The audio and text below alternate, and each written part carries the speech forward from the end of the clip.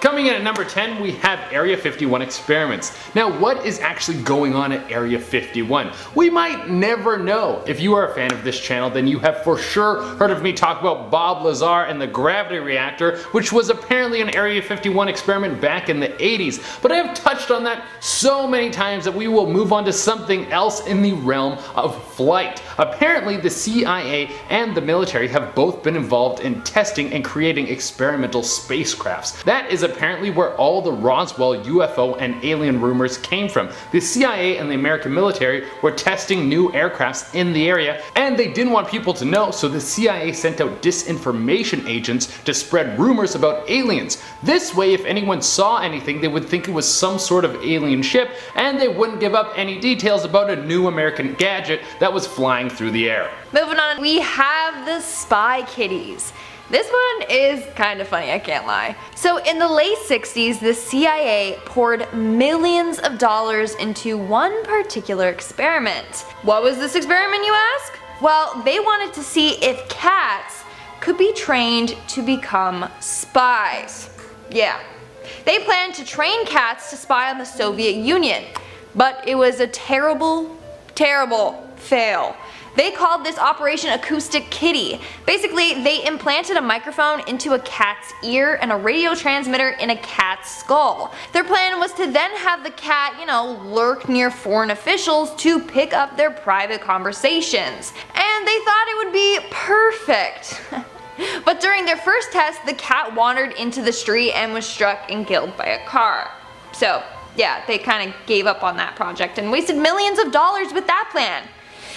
Coming in at number 8, we have remote viewing. In the 1970s, the CIA got word that the Soviet Union was starting to look into psychic abilities. Not only this, but they were increasing the funding into this research over the years. This was alarming to the Americans because if the Soviets were starting to dump more and more money into this effort, it probably meant that they were about to have some sort of breakthrough. And there was no way that the Americans were going to be caught dead without psychic soldiers, especially if the commies over the pond were going to be making them. So they started to dump a ton of money into what would be later called remote viewing. It was seeing if someone had the ability to see objects in a room that they had never been in before, or if they could see events from far away with only the power of their mind. And truth be told, this program did see some success. The CIA learned that this is actually a skill that someone could train to an extent. The program was later canned, probably because it lacked any sort of accuracy that could be put into the field, or because it was successful and there was no way the American government wanted its people to know that psychics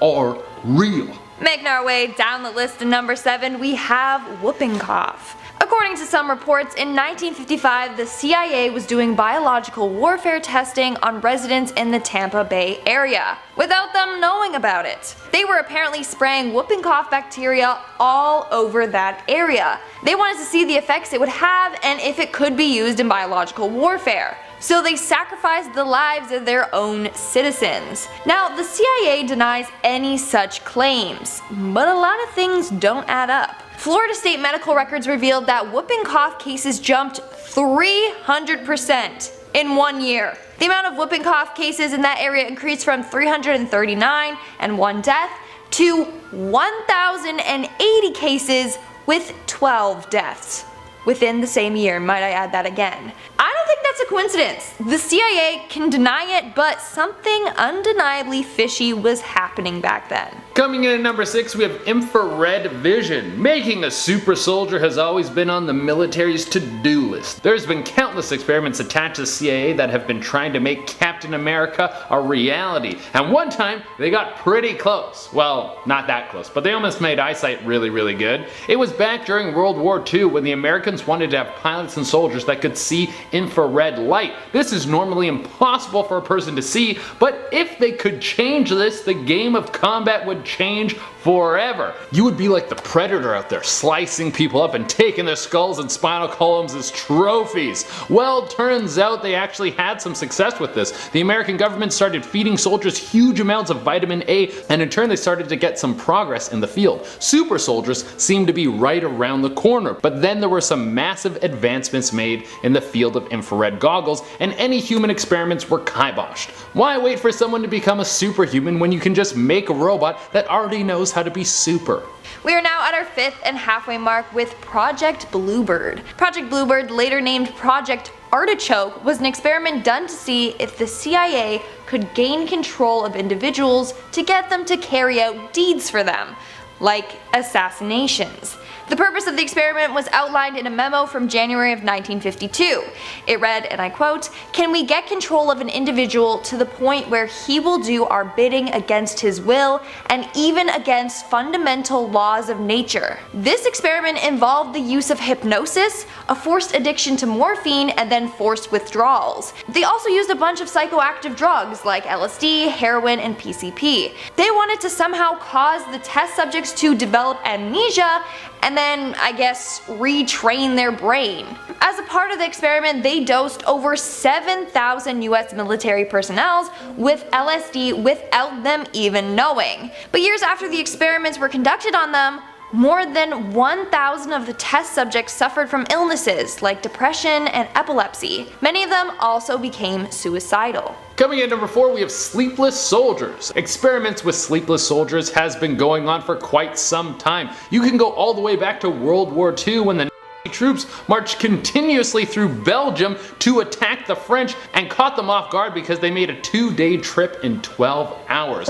Back then they were all on meth. Hitler was on meth too. But now the drugs that soldiers use are much more accurate and have way less side effects. If you have ever heard of modafinil, you will know exactly what I'm talking about. This is basically the drug from the movie Limitless. It makes it so the user can stay awake for somewhere around 40 hours, and it increases your cognitive function to levels that are unheard of. It's basically Ritalin, but 10 times stronger, and apparently there are no side effects. And when I hear that part, it kind of makes me think, well, you should sign me up because that sounds amazing. I could get so much work done, but at the same time, I do love sleeping, so I don't really want to give that up. In our 3rd spot, we have Project MKOften. This was a project run by the Department of Defense and the CIA. The goal of this project was to not only test the behavioral and toxicological effects of certain drugs on animals and humans, as they worded it, but to also explore the world of black magic. The CIA really wanted to see if they could harness the forces of darkness. I'm not lying, that's literally what they quoted in one of their documents. Harness the forces of darkness. I don't know what that's supposed to mean. So for this experiment, they brought in fortune tellers, palm readers, clairvoyants, psychics, witches, demonologists, mediums, just everyone with some connection to the other side. Even Satanists were recruited. But it remains a mystery as to what the experiments entailed, or what these individuals were used for. We just know that they were testing drugs on people, and I think it's probably to see if it would awaken some part of the brain and would allow them to connect to the spirit worlds. But I have no clue, that's just my theory.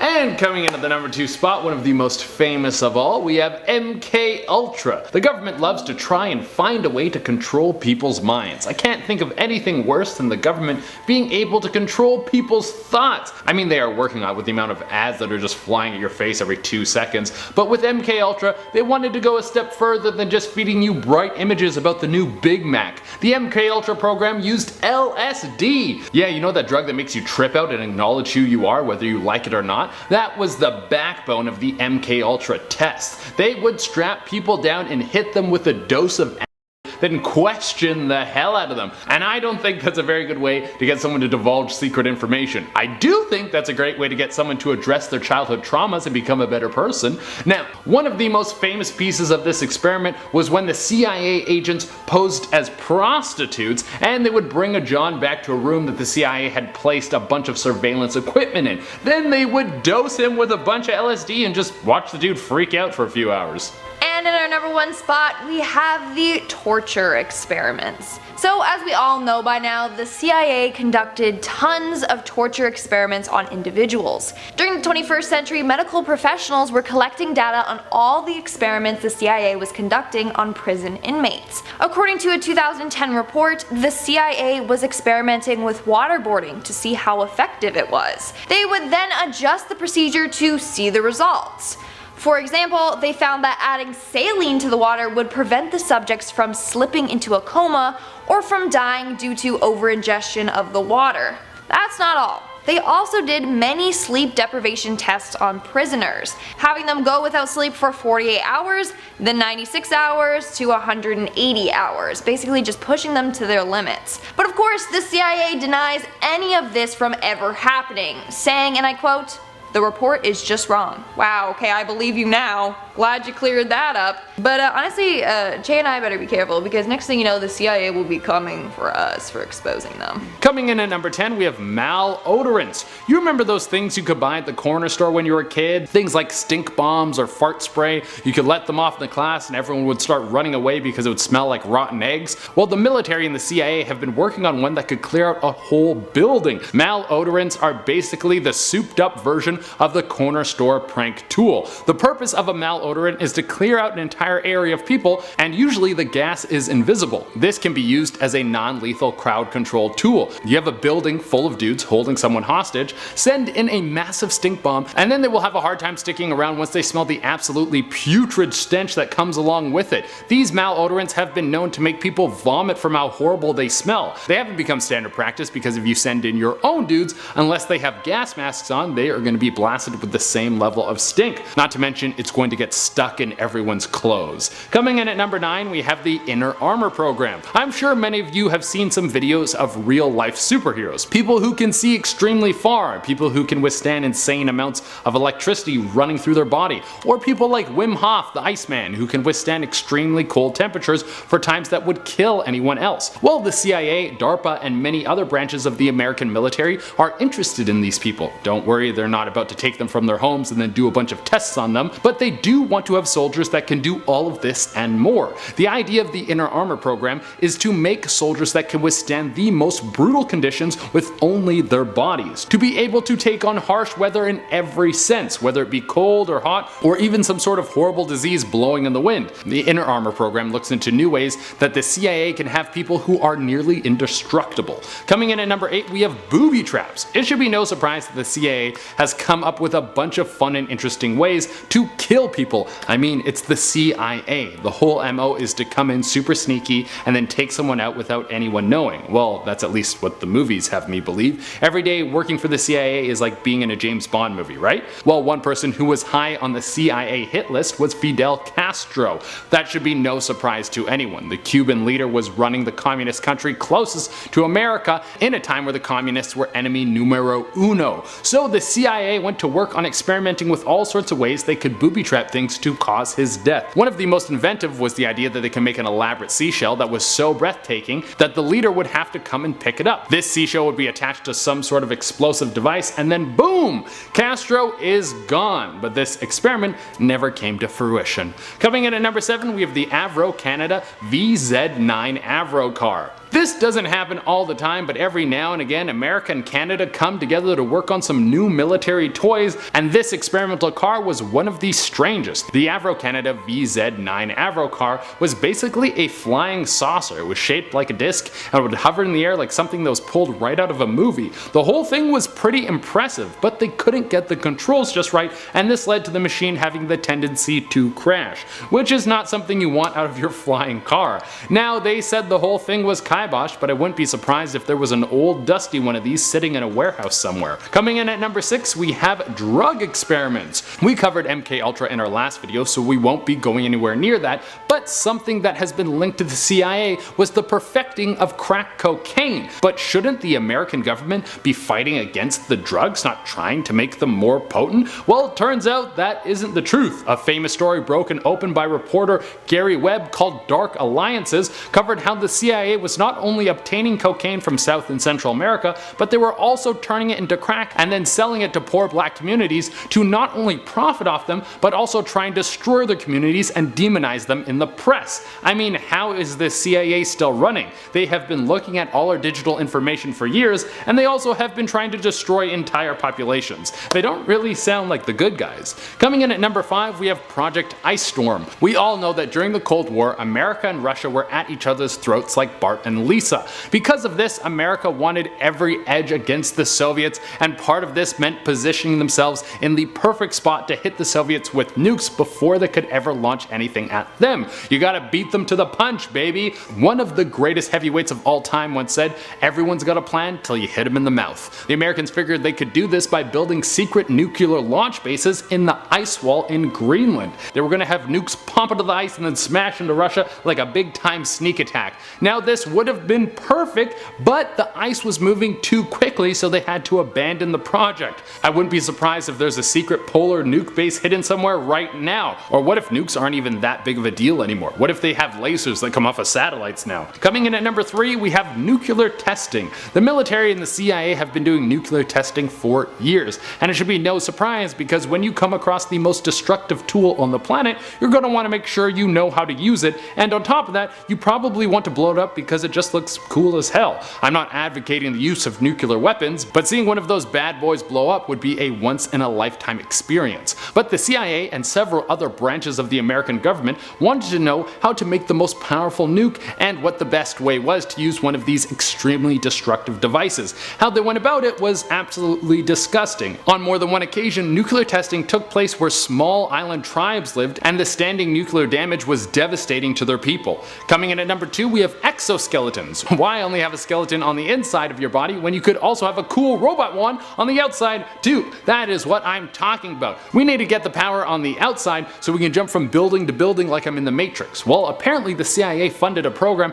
that was doing research into exoskeletons. They wanted to send out spies into the field that looked like they were pulled out of The Surge. No one will understand that reference. And coming in at the number 1 spot, we have Operation Northwood. Here's an experiment that will scare the hell out of you. So the Americans were in a stalemate with Cuba and Russia, and the American people were anti-communist, but they weren't ready to go to war with these places. So there was an experimental idea proposed that fake terrorist attacks should be launched on American soil to have the media blame it on Cuba, and then they would get the public behind an invasion of Cuba. Quite an insane experiment if you ask me. Thankfully the whole idea was kiboshed by JFK and then put to bed, but JFK was assassinated, so I wonder what happened to this plan in the long run. Many people who love the world of conspiracy theories think that this kind of plan could have been used in other terrorist attacks against America. Starting off this list in our number 10 spot, we have Project 1794. This project was created with the goal to build a sort of saucer-type aircraft that would be designed to shoot down Soviet bombers. The program, which was created in the 1950s, was quite ambitious and had some pretty lofty goals. A team of engineers began trying to build a disc-shaped aircraft, but here's the real kicker. They wanted it to be capable of traveling at supersonic speeds at high altitudes. The documents about this project show that they wanted it to be able to travel at Mach 4, which is 4 times the speed of sound, and they wanted it to be able to reach an altitude of over 100,000 feet. At the time, the project was estimated to cost about $3 million,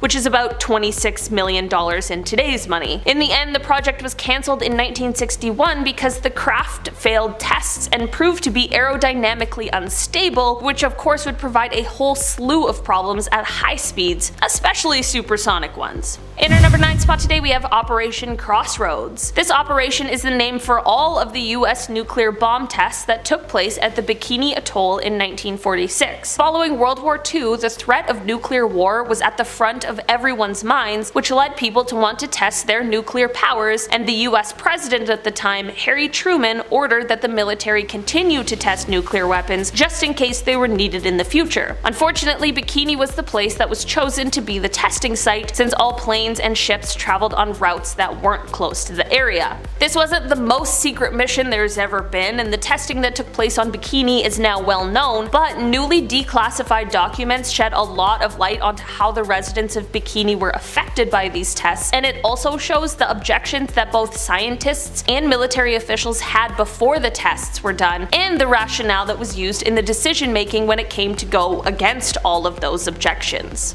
In our number 8 spot today, we have Dr. Zhivago. During the Cold War, the CIA began distributing the book Dr. Zhivago throughout the Soviet Union. You might be sitting there thinking that doesn't really sound like an issue of national security, and I thought the exact same thing when I started learning about this secret little project. As it turns out, there was actually a reason behind it. The book was written by the Russian writer Boris Pasternak, and it was banned by the Soviets. It is said that the ban was because the book portrayed an open-minded view of the Bolshevik Revolution, and because the protagonist of the book was individualistic. The CIA saw this as an opportunity to use the book as a tool, as propaganda, so they used some of their allies for help and began delivering copies of the books into the hands of those in the Soviet Union. There isn't a lot of information about what exact effects this had on the Soviet Union, if any, but it does give insight into how the smallest things were done during this time in history, just for one common goal. We often hear about the large missions with technological advancements and tons of money thrown into them, so it makes sense why this small one might often get overlooked. In our number 7 spot today we have Project Iceworm. This secret mission took place in the 1960s, and it was basically intended to build a series of mobile nuclear missile launch sites under the Greenland ice sheet, because this would then house medium-range missiles close enough that they would be able to strike targets within the Soviet Union. This project was called Project Iceworm, but there was another project called Camp Sentry. Basically, Camp Sentry was to test out Project Iceworm and see how likely it would be and how feasible it would be. So engineers went to work and created a network of underground tunnels and buildings that included places to stay, a kitchen, a hall for hanging out, there were supply rooms, and even a communication center and a nuclear power plant. This was all kept as a super secret for a long time and was even kept from the Danish government for 7 years. In 1966, however, the project was cancelled because of the shifting ice. This created unstable conditions for the underground tunnels that are most likely crushed now, but still remain beneath the Arctic.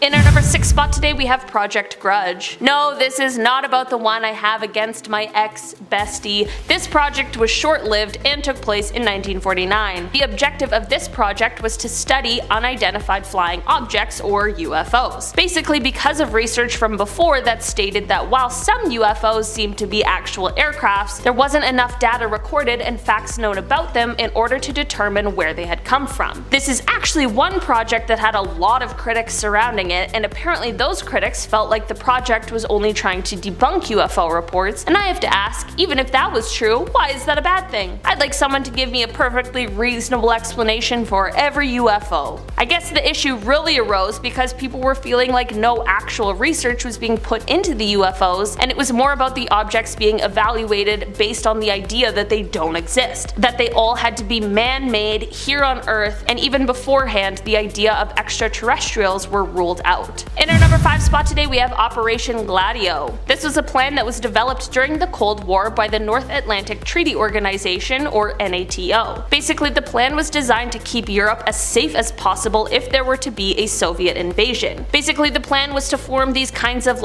secret armies in many NATO countries like Italy, Belgium, and France. These armies would be preparing for a potential takeover, and they would then lead the resistance if this were to occur. Some of the preparations for this plan, should it have to go forward, were things like spying, as well as hoarding ammunition, which is a frightening thought. This project was so secret that not only was the Soviet Union obviously kept out of the loop, but some of the highest ranking officials in the countries involved didn't even know about these little secret armies. In our number 4 spot today we have Operation Washtub. This operation came to light in 2014 when documents became declassified and more people could learn about this Cold War era operation. Basically this was a covert mission that had its sights set on Alaska. The plan detailed the training of different people who lived in Alaska. We're talking just ordinary residents. They wanted to train these people to both code and decode and a few other different spying tactics, which would have been so cool. I mean, I would have wanted to be picked so badly. Not that I would have known it was even happening, but you get what I mean. Basically, the plan was put in place in case the Soviet Union was to invade Alaska. Then these unsuspecting ordinary citizens would use their newly learned espionage techniques to get all the intel they could and secretly relay the information to high-ranking US officials. As we now know, of course this invasion never occurred, so the contingency plan wasn't needed, but 89 lucky temporary agents were trained just for this purpose. In our number 3 spot today we have Acoustic Kitty. Apparently in 1976 the CIA was spending millions of dollars trying to make cats into spies. I don't know why they chose the one animal that does not care what you want it to do, but alas, they did, and Project Acoustic Kitty was born. The project basically involved implanting electronic spy equipment into real living cats who would then be trained to basically eavesdrop on unsuspecting people. This is another one of those Cold War era plans that was intended to be used on those in the Soviet Union. Union. The project had a whole slew of issues, of course, however, because cats can get hungry and distracted, and unfortunately the first time this plan was being tested, there was a catastrophic outcome. The project was of course cancelled, and the researchers said that they believed they could train cats to move short distances, but that, quote, the environmental and security factors in using this technique in a real foreign situation forces us to conclude that for our intelligence purposes, it would not be practical. In our number 2 spot today we have the Lunik Kidnapping. Don't worry, Lunik is not a person and instead is a Soviet lunar satellite that was kidnapped just for one night. This project honestly sounds like it was taken straight from a movie, and it has to do with the Great Space Race. In the early 1960s, the Soviet Union wanted to make it as clear as possible that they were winning the race to space, so they launched a multinational exhibition of their Lunik satellites, which became the first spacecraft to impact the moon's surface, and when the Luna 3 returned, it brought with it the first ever pictures of the moon's far side. It was a big deal, and it's safe to say that the US wanted to know everything they could about it. Of course, the satellite was heavily guarded, but it was traveling from city to city for this exhibition, so undercover CIA agents went to work. Basically, they convinced the man who drove the transport truck to get some rest at a nearby hotel, and basically they would just look after it for him for a while he rested. I'm sure it was a bit more complicated than this, but you get the gist. From here, the agents then took apart and photographed every single component of the thing before putting it all back together, placing it back in the truck for its next tour date. There is no indication that before the operation became declassified that anyone outside of those involved knew what had happened, and I'm not gonna lie,